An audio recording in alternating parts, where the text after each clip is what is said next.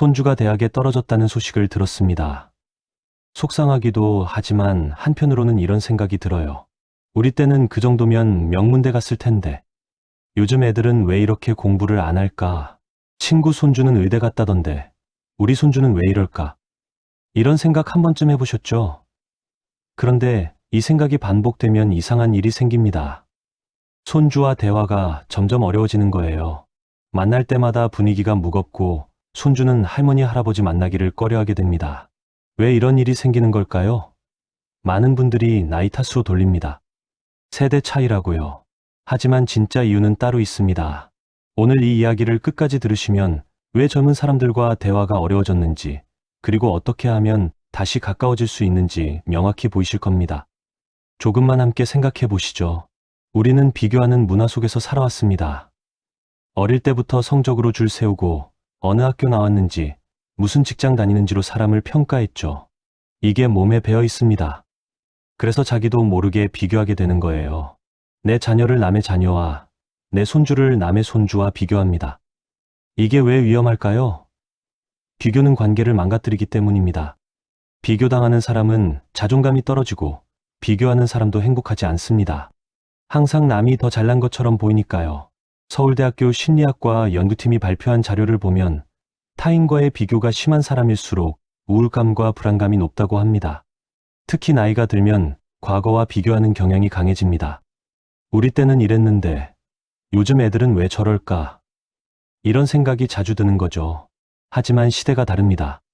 우리가 젊었을 때와 지금은 완전히 다른 세상이에요.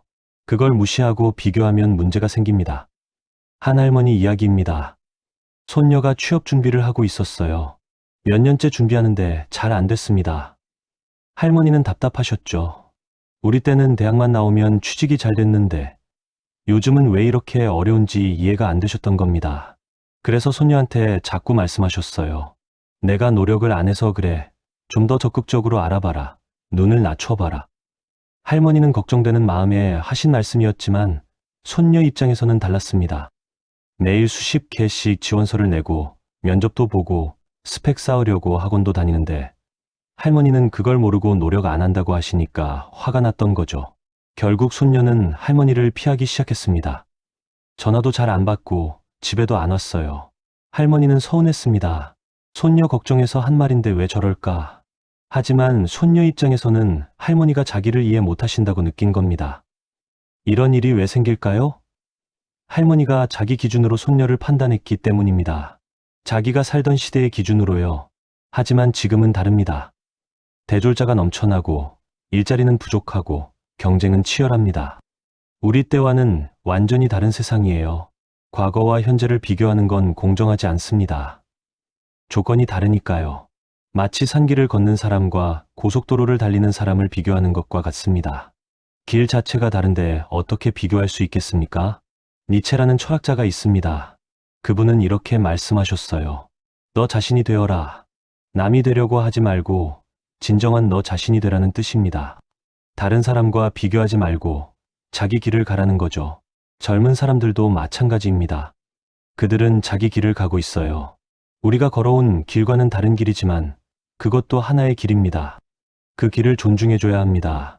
우리 방식을 강요하면 안 돼요. 또 다른 문제가 있습니다. 남의 자녀와 비교하는 겁니다.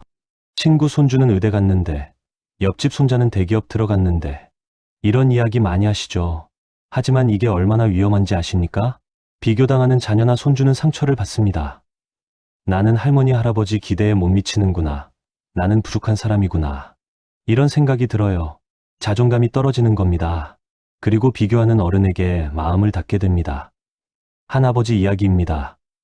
아들이 둘 있었는데 큰아들은 공부를 잘했고 작은아들은 그렇지 못했어요. 아버지는 자꾸 둘을 비교했습니다. 형은 너만 할 때 1등 했는데 너는 왜 이러니? 형 좀 본받아라. 이런 말을 습관적으로 하셨죠. 작은아들은 점점 위축됐습니다. 공부에 흥미를 잃고 자신감도 없어졌어요. 아버지한테도 말을 안 하게 됐습니다. 20대가 돼서는 아예 집을 나가버렸어요. 명절에도 안 왔습니다. 아버지는 그제야 후회하셨습니다. 내가 왜 그랬을까? 아들을 위해서 한 말이었는데 오히려 아들을 잃어버렸구나. 하지만 이미 늦었어요. 아들은 마음의 문을 닫아버렸거든요. 형제자매끼리 비교하는 건 특히 위험합니다. 평생 상처로 남습니다. 같은 부모 밑에서 자랐는데 차별받았다는 느낌이 드니까요. 이건 절대 해서는 안 되는 겁니다. 그렇다면 우리는 왜 자꾸 비교하게 될까요? 그게 익숙하기 때문입니다. 평생을 그렇게 살아왔으니까요. 학교에서도, 직장에서도, 사회에서도 항상 비교당하며 살았습니다. 그러다 보니 그게 당연한 줄 알게 된 거예요. 한국 사회는 유난히 비교를 많이 합니다. 다른 나라보다 훨씬 심하죠. 어느 동네 사는지, 자녀가 무슨 일 하는지, 손주가 어느 학교 다니는지, 이런 걸로 사람을 평가합니다. 이게 우리 문화에 깊이 박혀 있어요. 하지만 이 문화가 행복을 가져다 주나요? 아닙니다. 오히려 불행을 만듭니다. 항상 남과 비교하니까 만족이 없어요. 아무리 잘 살아도 나보다 더 잘 사는 사람이 있으니까 불행하게 느껴지는 겁니다. 연세대학교 사회학과 교수님이 쓰신 논문을 보면 한국 노인의 행복도가 다른 선진국에 비해 낮다고 합니다. 경제적으로는 나아졌는데 왜 그럴까요? 비교 문화 때문입니다. 남과 비교하느라 정작 자기 삶을 즐기지 못하는 거예요. 이제는 바꿀 때가 됐습니다. 비교를 멈추고 있는 그대로를 인정하는 거죠. 내 자녀는 내 자녀고 손주는 손주입니다. 남과 비교할 필요가 없어요. 각자의 길이 있습니다. 한 할아버지가 계셨습니다. 손자가 공부는 못했지만 그림을 잘 그렸어요. 할아버지는 처음에 걱정하셨습니다. 공부를 못하면 어떻게 살까? 그림으로는 밥벌이가 안 되는데. 그래서 손자한테 그림 그만두고 공부하라고 하셨죠. 하지만 손자는 듣지 않았습니다. 그림이 좋다고, 이 길로 가고 싶다고 했어요. 할아버지는 답답하셨지만 어쩔 수 없었습니다. 그래서 그냥 지켜보기로 하셨죠. 몇 년이 지났습니다. 손자는 디자인 회사에 취직했고 일을 잘해서 인정받았습니다. 수입도 괜찮았어요. 할아버지는 그제야 깨달았습니다. 내가 손자를 내 기준으로만 봤구나. 손자에게는 손자의 길이 있었는데 나는 그걸 몰랐구나. 그 후로 할아버지는 손자를 있는 그대로 인정하기 시작했습니다. 잘한다. 내 길을 가거라. 손자는 할아버지한테 고마워했어요. 믿어주셔서요. 관계가 훨씬 좋아졌습니다. 니체는 이렇게 말했습니다. 모든 사람은 자기만의 별을 가지고 있다고요. 남의 별을 쫓지 말고 자기 별을 찾아가라는 뜻입니다. 우리 자녀와 손주들도 자기 별이 있어요. 그걸 찾아가도록 도와줘야지 우리가 보는 별로 가라고 강요하면 안 됩니다. 그렇다면 비교를 멈추려면 어떻게 해야 할까요? 먼저 자기 자신부터 돌아봐야 합니다. 나는 남과 비교하지 않고 살아왔는가? 아마 아닐 겁니다. 우리도 평생 비교당하며 살았고 그 속에서 상처받았어요. 그 상처를 이제는 다음 세대에게 물려주지 말아야 합니다. 한 할머니가 계셨습니다. 평생 언니와 비교당하며 살았어요. 부모님이 항상 언니를 칭찬하고 자기는 부족하다고 하셨거든요. 그게 얼마나 아팠는지 아직도 기억납니다. 그런데 이 할머니도 자기 딸한테 똑같이 하고 있었던 겁니다. 옆집 딸은 이런데 너는 왜 저러니? 무의식 중에 자기가 당했던 걸 딸한테 하고 있었던 거죠. 어느 날 그걸 깨달았습니다. 내가 평생 상처받았던 건데 왜 딸한테 똑같이 하고 있지? 그날부터 달라지기 시작했습니다. 딸을 있는 그대로 인정하기로요. 비교하지 않고 칭찬하고 응원하기로 했습니다. 딸도 변했어요. 자신감이 생기고 할머니와 대화도 많아졌습니다.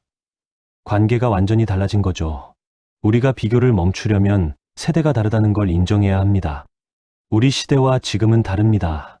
가치관도 다르고 환경도 다르고 사는 방식도 달라요. 그걸 인정하지 않고 우리 기준만 들이대면 갈등이 생깁니다. 요즘 젊은이들은 우리 때와 다릅니다. 직장도 자주 옮기고 결혼도 늦게 하고 아이도 안 낳으려고 해요. 우리 세대에서는 이해가 안 되죠. 하지만 그들 나름대로 이유가 있습니다. 집값은 비싸고 일자리는 불안하고 미래가 불확실하니까요. 이걸 이해하려고 노력해야 합니다. 우리 방식이 옳다고 강요하지 말고 그들의 방식을 존중하는 거죠. 그래야 대화가 됩니다. 그래야 관계가 유지돼요. 한 할아버지가 계셨습니다. 손주가 대학을 졸업하고 취직을 안 하고 여행을 떠났어요. 할아버지는 화가 났습니다. 공부는 뭐 하러 시켰나? 시간 낭비하고 돈만 쓰고. 손주한테 당장 들어와서 취직하라고 하셨죠.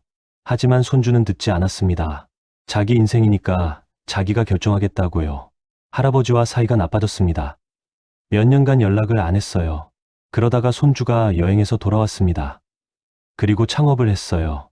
여행하면서 배운 걸 살려서 여행 관련 사업을 시작한 겁니다. 처음에는 힘들었지만 점점 자리를 잡아갔습니다. 할아버지는 그제야 이해했습니다. 손주는 자기 길을 찾아가고 있었던 거구나.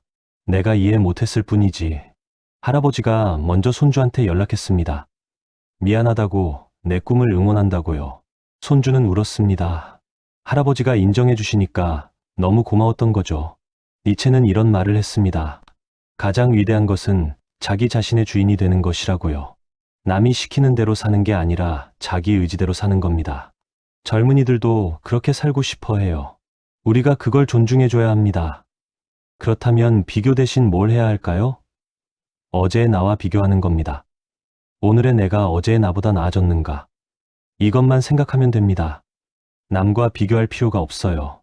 한 할머니가 계셨습니다. 평생 남과 비교하며 사셨어요. 친구들이 뭘 하면 나도 해야 했고, 누가 뭘 샀다고 하면 나도 사야 했습니다. 항상 불안하고 불만족스러웠죠. 그런데 어느 날 복지관에서 일기 쓰기 프로그램에 참여하게 됐습니다. 매일 오늘 있었던 일을 적는 거였어요. 처음에는 별거 없다고 생각했는데 한 달 후 일기를 다시 읽어보니까 신기한 일이 일어났습니다. 한 달 전에 나와 지금의 나를 비교하게 된 거예요. 한 달 전에는 산책을 힘들어 했는데 지금은 30분씩 걷는다. 한 달 전에는 책을 안 읽었는데 지금은 일주일에 한 권씩 읽는다. 이런 변화들이 보였습니다. 할머니는 뿌듯했어요. 내가 성장하고 있구나. 남과 비교하지 않아도 내 발전이 보이니까 행복했습니다. 그 후로는 남 이야기를 듣고 부러워하는 일이 없어졌어요. 나는 나대로 잘 살고 있다는 걸 알았으니까요. 어제의 나와 비교하는 습관을 들이면 삶이 달라집니다. 매일 조금씩 나아지는 게 보이니까 만족감이 생겨요. 남이 뭘 하든 상관없어집니다. 나는 내 길을 가면 되니까요. 이 방법을 자녀와 손주에게도 적용할 수 있습니다. 남의 자녀와 비교하지 말고 우리 자녀의 어제와 오늘을 비교하는 거예요. 한 달 전보다 나아졌는가? 1년 전보다 성장했는가? 이렇게 보면 됩니다. 손주가 시험을 봤습니다. 70점을 받았어요. 실망하실 수도 있죠. 하지만 지난번에 60점이었다면 10점이 올랐습니다. 이게 성장이에요. 다른 애들이 몇 점 받았는지는 중요하지 않습니다. 우리 손주가 발전했다는 게 중요한 거죠. 이렇게 말해주세요. 지난번보다 잘했네. 노력한 보람이 있구나. 이런 말을 들으면 손주는 자신감이 생깁니다. 다음에 더 잘하고 싶어져요. 하지만 옆집 애는 90점 받았는데 너는 왜 70점이냐? 이렇게 말하면 손주는 상처받고 의욕을 잃습니다. 마지막으로 이것만 기억하세요. 비교는 불행을 만들고 인정은 행복을 만듭니다. 남과 비교하지 말고 있는 그대로를 인정하세요. 내 자녀도, 손주도, 나 자신도요. 나이가 들었다고 옛날 방식만 고집할 필요 없습니다. 시대는 변했어요. 젊은이들은 그들 방식대로 살아갑니다. 우리가 할 일은 그걸 존중하고 응원하는 겁니다. 우리 기준을 강요하는 게 아니라요. 어제의 나와 비교하는 습관을 들이세요. 오늘 내가 어제보다 조금이라도 나아졌다면 그걸로 충분합니다. 남이 아무리 잘나도 상관없어요. 나는 내 속도로 성장하고 있으니까요. 손주들에게도 그렇게 말해주세요. 내 속도로 가면 돼. 조금씩 성장하고 있잖아. 이런 말을 들으면 젊은이들은 힘을 얻습니다. 할머니, 할아버지가 나를 믿어주시는구나. 그러면 관계가 좋아집니다. 비교를 멈추는 순간 평화가 찾아옵니다. 더 이상 남이 부럽지 않고 내 삶이 만족스러워져요. 자녀와 손주와의 관계도 좋아지고요. 이게 진짜 행복한 노년입니다. 오늘 이야기가 도움이 되셨기를 바랍니다.